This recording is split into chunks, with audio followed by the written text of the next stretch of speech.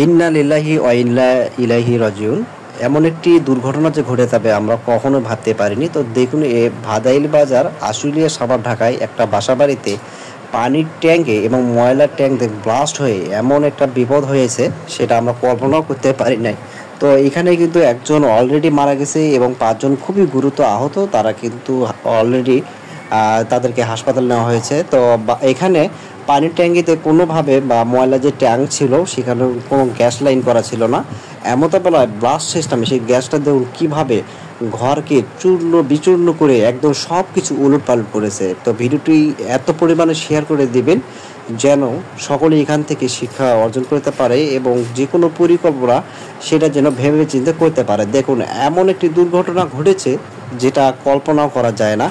তো আমার এই ভিডিওটা দেখে তো আমি একদম ঘাবড়িয়ে গেলাম যে এমন একটি হতে পারে। দেখুন, ময়লার ট্যাঙ্ক থেকে কতটা গ্যাস এখানে ব্লাস্ট হয়েছে এবং দেখুন সব কিছু উলটপালট করেছে। তো ভিডিওটি অবশ্যই শেয়ার করে দিবেন এবং সবাই যেন এখান থেকে শিক্ষা অর্জন করতে পারে।